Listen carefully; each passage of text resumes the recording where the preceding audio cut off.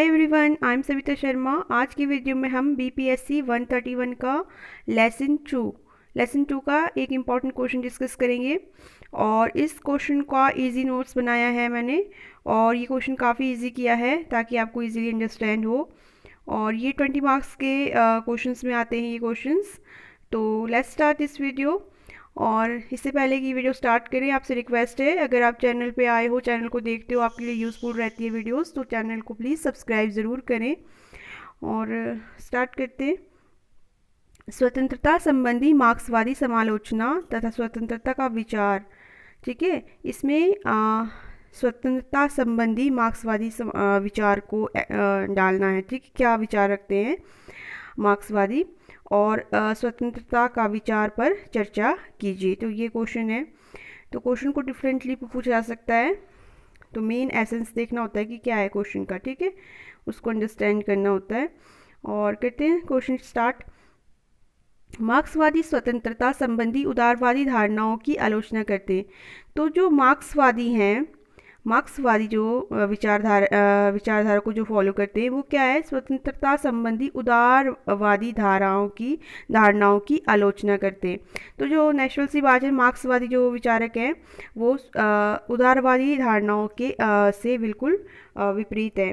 और स्वतंत्रता संबंधी जो उदारवादी धारणाएं हैं उसकी वो क्या करते हैं, आलोचना करते हैं। और व्यक्ति व समाज संबंधी स्वतंत्रता पर विश्वास करते हैं। व्यक्ति व समाज संबंधी स्वतंत्रता पर विश्वास करते हैं। ठीक है, व्यक्ति की स्वतंत्रता, समाज की स्वतंत्रता पर विश्वास करते हैं। मार्क्सवाद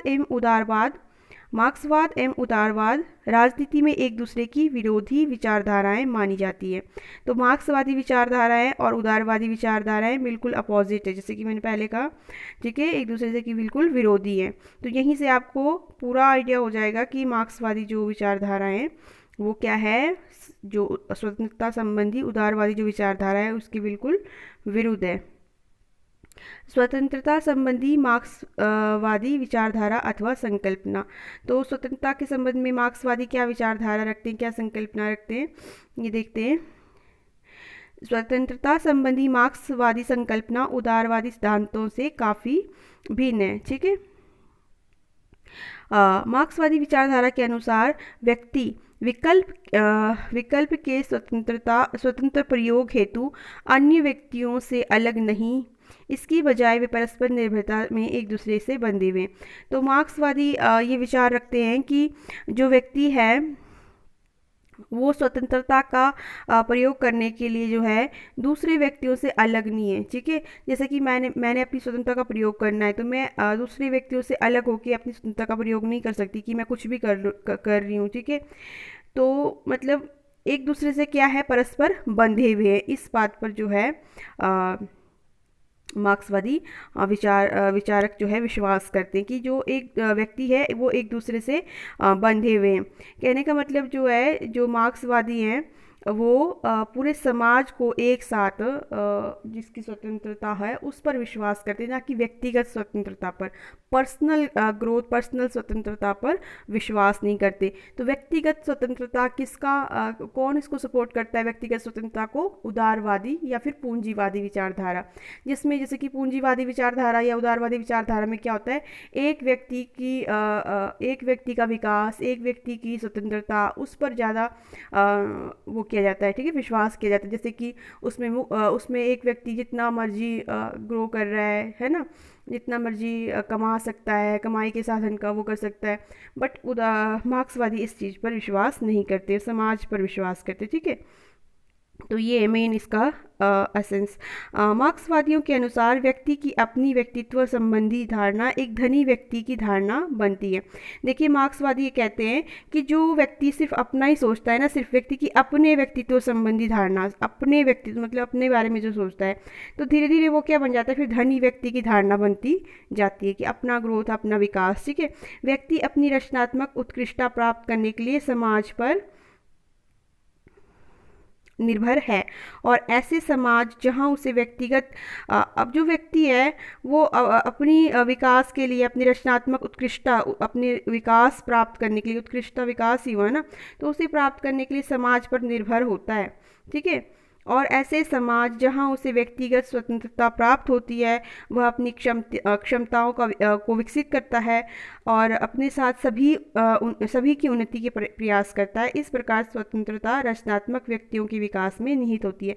मतलब जो व्यक्ति है वो अपनी तो विकास कर रहा है, पर अपनी विकास के लिए समाज पर निर्भर है और ऐसे समाज में ही अपनी क्षमताओं को विकसित कर सकता है और सभी की उन्नति के लिए फिर प्रयास करेगा, ये नहीं कि अपनी उन्नति के लिए, सबके लिए। इस प्रकार स्वतंत्रता रचनात्मक व्यक्तियों के विकास में निहित है और ऐसे पूंजीवादी समाज में प्राप्त नहीं की जा सकती। ठीक है, पूंजीवादी समाज में स्वतंत्रता प्राप्त नहीं की जा सकती। ठीक है, जहां व्यक्तियों को स्वार्थ द्वारा अलग अलग कर दिया जाता है। तो पूंजीवादी समाज में जैसे कि मैंने आपको बताया कि एक ही व्यक्तिगत स्वतंत्रता पर विश्वास किया जाता है, व्यक्तिगत पर्सनल वो ग्रोथ पर, मतलब कोई भी व्यक्ति जो है अकेला जो है कितना भी मतलब एक स्वार्थ पर टिका होता है पूंजीवादी समाज, तो वहाँ पर जो है ये चीज़ नहीं प्राप्त की जा सकती। ठीक है,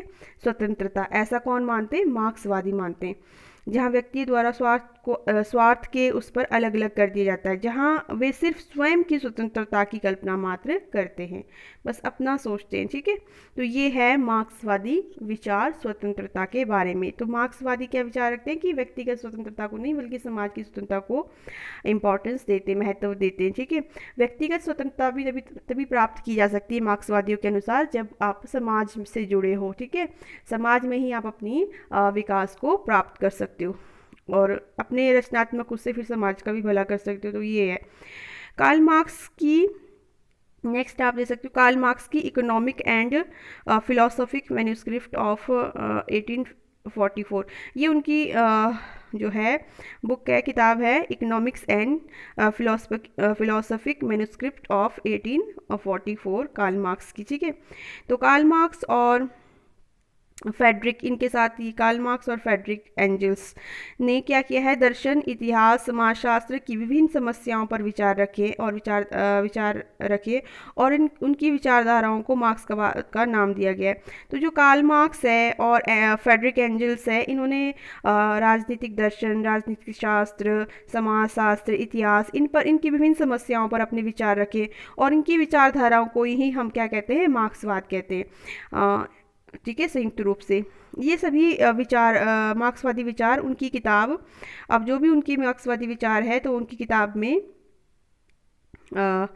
economic and philosophic manuscript of 1844 में जो है लिखे गए हैं। और फेडरिक एंजल्स की किताब एंटी ड्यूरिंग में स्पष्टता से व्यक्त है। ठीक है, और तो इनके जो विचार हैं वो इस किताब में, और जो एंजल्स है, फेडरिक एंजल्स की किताब एंटी ड्यूरिंग में स्पष्टता से व्यक्त किए गए हैं।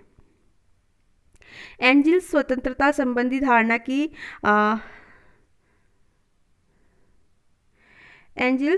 स्वतंत्रता संबंधी धारणा की चर्चा आवश्यकता से स्वतंत्रता में जाने की स्थिति से करते हैं। ठीक है, एंजल्स स्वतंत्रता संबंधी धारणा की चर्चा आवश्यकता से स्वतंत्रता में जाने की स्थिति से करते हैं। मतलब आवश्यकता से स्वतंत्रता में जाना, आवश्यकता संबंधी अवस्था को उस स्थिति को कहा गया है। आवश्यकता संबंधी अवस्था कौन सी स्थिति को कहा गया है?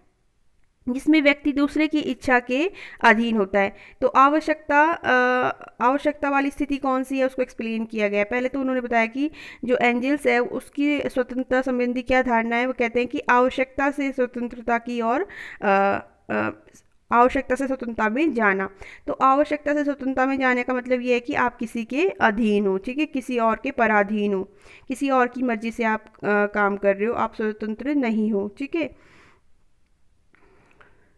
जिसमें व्यक्ति दूसरे की इच्छा के अधीन होता है। एंजल्स बताते हैं कि इंसान में उन शक्तियों को पहचानने व समझने की क्षमता होती है जो उसके जीवन को अनुकूलित या फिर निश्चित करती।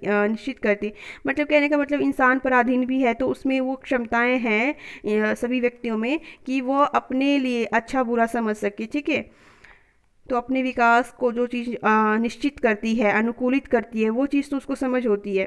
व्यक्ति ने प्राकृतिक कानूनों के बारे में जानकारी प्राप्त की थी और उसके अस्तित्व में जो कि उसके अस्तित्व में निर्धारित करते, जो उसकी अस्तित्व को निर्धारित करते, मतलब जो स्वतंत्रता है वो प्राकृतिक रूप से प्राकृतिक कानून के द्वारा दी गई है और उसके अस्तित्व में ही है, व्यक्ति के अस्तित्व में ही है ये। तथा व्यक्ति ने यह भी पता लगाया है कि इन कानूनों के साथ सर्वश्रेष्ठ तरीके से किस प्रकार रहा जा सकता है। तो ये सारे मार्क्सवादी विचार है, ठीक है, जो कि किताब में लिखे गए हैं। कार्ल मार्क्स की साम्यवादी समाज की अवधारणा, तो कार्ल मार्क्स की ये वाली अवधारणा भी बहुत ज़्यादा इम्पोर्टेंट है, साम्यवादी समाज की अवधारणा।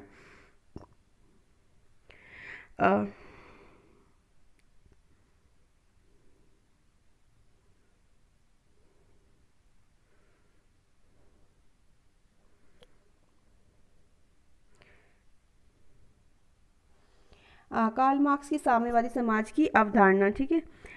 स्वतंत्रता कम्युनिस्ट मैनिफेस्टो में मार्क्स व एंजेल्स द्वारा निर्धारित साम्यवादी समाज संबंधी धारणा एक महत्वपूर्ण अवयव है, ठीक है। तो स्वतंत्रता कम्युनिस्ट मैनिफेस्टो ये बुक है अगेन मार्क्स की।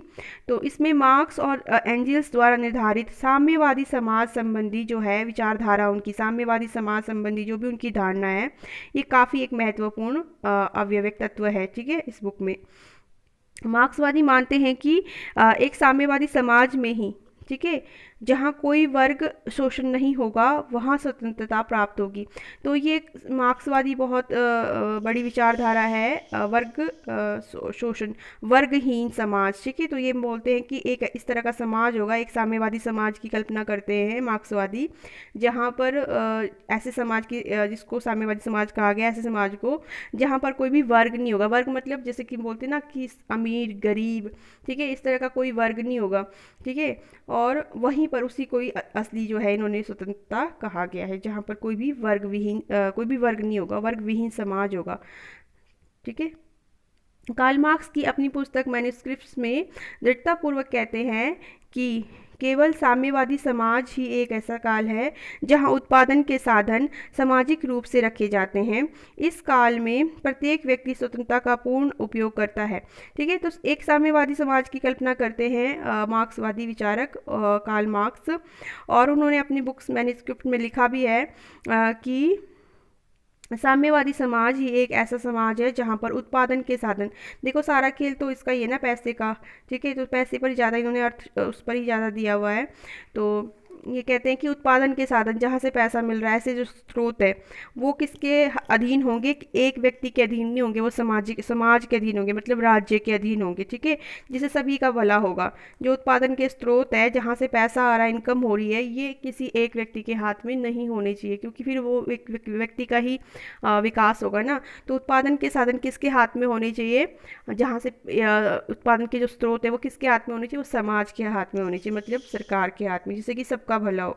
इस काल में प्रत्येक व्यक्ति स्वतंत्रता का पूर्ण उपयोग करेगा। तो ऐसा जो काल होगा साम्यवादी समाज, उसमें फिर असली स्वतंत्रता का उपयोग लोग करेंगे, क्योंकि उसमें कोई वर्ग नहीं होगा, कोई अमीर नहीं होगा, सभी के लिए सब कुछ होगा, ठीक है। पूंजीवादी समाज व्यक्ति को अमानवीय बना रहा है। तो जो मार्क्सवादी विचारक है वो मानते हैं कि जो पूंजीवाद है वो व्यक्ति को क्या बना रहा है, अमानवीय, मतलब सब पूंजीवाद में क्या है, अपना ही स्वार्थ देख रहे हैं सब, तो अमानवीय हुआ ना। पूंजीवाद न केवल व्यक्ति को उसके यथार्थ व्यक्तित्व से अलग कर देता है, बल्कि यह उसको समाज की रचनात्मक शक्तियों से भी पृथक करता है, पूंजीवाद को कहा गया है। तो निष्कर्ष दे दीजिए आप लास्ट में। इस प्रकार हम कह सकते हैं कि मार्क्स ने स्वतंत्रता को समस्त समाज की स्वतंत्रता से जोड़कर देखा है। तो इस तरह हम कह सकते हैं कि स्वतंत्रता को समस्त समाज की स्वतंत्रता से जोड़कर देखा है, मतलब स्वतंत्रता अगर है तो एक ही नहीं कह सकते, ये सबसे जुड़ी हुई है आपस में भी, ठीक है। मार्क्स मानता था कि स्वतंत्रता की प्राप्ति केवल अपनी ज़रूरतों को पूरा करने हेतु दूसरों के साथ काम करते हुए सिर्फ रचनात्मक उद्योग के अनुभव से ही प्राप्त की जा सकती है। तो इस तरह से बहुत ही अच्छे तरीके से आई होप आपको अंडरस्टैंड हुआ होगा ये क्वेश्चन, और जब आपको कॉन्सेप्ट क्लियर होगा तो आप डेफिनेटली इसको अच्छे से अटैम्प्ट कर सकते हैं इस क्वेश्चन को। कोई भी प्रॉब्लम आ रही है तो आप मुझे कमेंट कीजिए, ज़रूर कमेंट कीजिए, इससे हमें काफ़ी मोटिवेशन मिलता है। और सब्सक्राइब करना बिल्कुल ना भूलें। Thank you.